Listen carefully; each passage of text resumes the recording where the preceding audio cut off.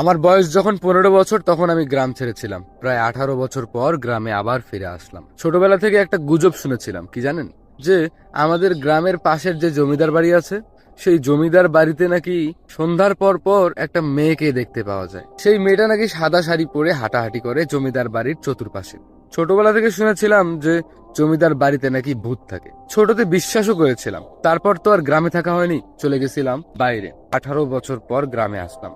তো এত বছর পর গ্রামে এসেও না মাঝে মাঝে বাচ্চাদের মুখে এইসব শুনতে পাওয়া যায় যে জমিদার বাড়িতে নাকি ভূত দেখতে পাওয়া যায়। তো বিকেল বেলা চা নাস্তা খেতে বসলাম। হ্যাঁ, তখন মা বলল, তোর বাবা ওই যে সকালে গেছে জমিদার বাড়ির পাশে যে নদীটা, ওখানে মাছ ধরতে, এখনো আসার খোঁজ খবর নাই। 6টা বাজতে শুরু করলো। ওখানে নাকি আবার 7টার পরে ভূত দেখতে পাওয়া যায়। কোন নাকি মেয়ে বলে হাঁটাহাঁটি করে। মানুষ তো সন্ধ্যার পর আর ওখানে চাপেই না। তোর বাবার এখনো আসার খোঁজ খবর নাই। এরপর আমি বললাম যে আরে মা, টেনশন নিও না, ওসব ভূত টুত বলতে কোনো কিছু হয় না, ঠিক আছে? আমি দেখতেছি, আমি ওইদিকে যাবো একটু হাঁটার জন্য। তখন মা বললো, না খবরদার ওইদিকে যাবি না, আমি তোর চাচাকে খবর দিচ্ছি, উনি উনি গিয়ে তোর বাবাকে ডেকে নিয়ে আসতেছে, তোর ওইদিকে যাওয়ার কোনো প্রয়োজন নাই। আমি বললাম, আরে অনেকদিন পর গ্রামে আসলাম, একটু ঘোরাঘুরি করি, ভালো লাগবে। ঘনিয়ে সন্ধ্যা নেমে এলো। হাতের মধ্যে লাইটটা নিলাম। লাইটটা নিয়ে মনের মধ্যে একটা কৌতূহল সৃষ্টি হলো যে আজকে আমি ভূত দেখবো। এটা কি আসলেই ভূত নাকি মানুষের কোনো চাল? আর মনের মধ্যে শুধু এরকম কৌতূহল হতে লাগলো, ঠিক আছে? তো তারপরে আমি লাইটটা নিয়ে মাকে না বলেই বেরিয়ে পড়লাম। আসলে বড় তো হইছি, এখন কি আগের মতো বাচ্চা আছি যে ভূত দেখে দৌড় মারবো?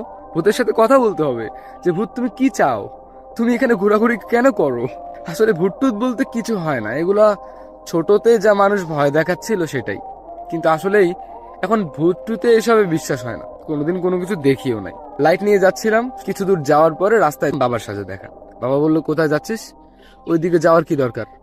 এই রাস্তা ধরে এই সন্ধ্যার পরে কেউ থাকে না, তুই এইদিকে না এসে ওইদিকে চলে যা।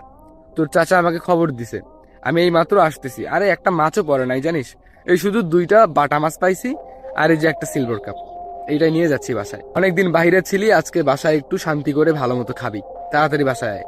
আমি বললাম, আরে বাবা, আমি ওইদিকে যাবো না, এই এমনি একটু আশেপাশে ঘোরাঘুরি করে বাসায় যাচ্ছি, তুমি বাসায় যাও, চিন্তা করিও না। তারপরে আমি বাবাকে ওখান থেকে পাঠিয়ে দিলাম, বাবা চলে গেল। হাতে লাইটটা নিয়ে একটু আগাতে শুরু করলাম। কিছু দূর গিয়ে দেখতে পেলাম মানে পরিত্যক্ত একটা বাড়ি, অনেক পুরানা, ঠিক আছে? সবাই জমিদার বাড়ি নামেই চেনে, আবার অনেকেই বলে রাজবাড়ি, আবার অনেকেই বলে ভুতুরে বাড়ি। তখন বাজতেছিল সন্ধ্যা 7টা, আশেপাশে কোনো মানুষ নাই, এবং কি আমি নিজেই লাইট নিয়ে ঘোরাঘুরি করতেছিলাম। সো কোনো কিছু চোখের মধ্যে পড়লো না। এরপরে আমি এক জায়গার মধ্যে বসে পড়লাম। এক জায়গায় বসে সিগারেট ছিল পকেটে, সিগারেট লাগালাম।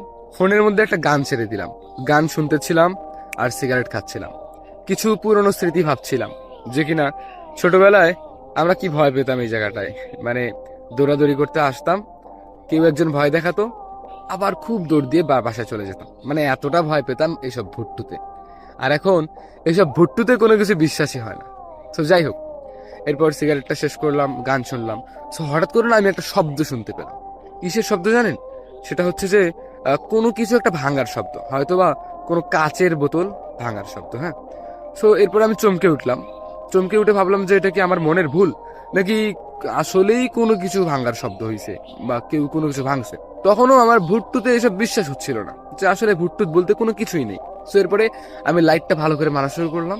সো যখন আমি লাইট মারলাম তখনই না সব কিছু শান্ত হয়ে গেল।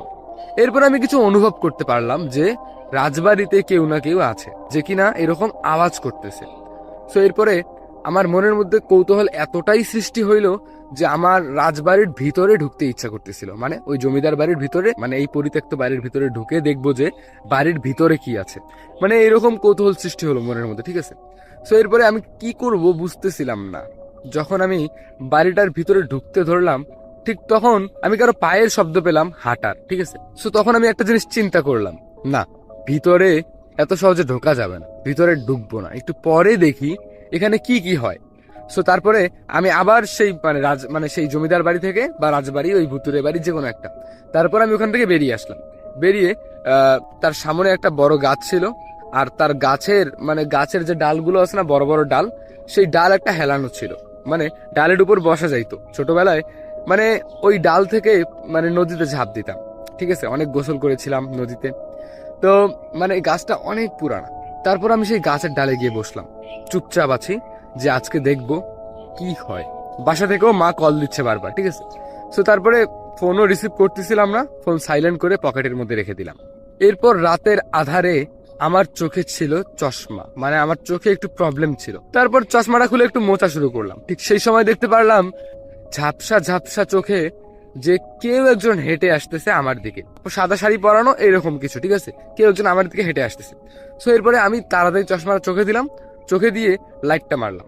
লাইটটা মেরে দেখতে পেলাম যে কোনো একটা মেয়ে হেঁটে আসতেছে আমার দিকে।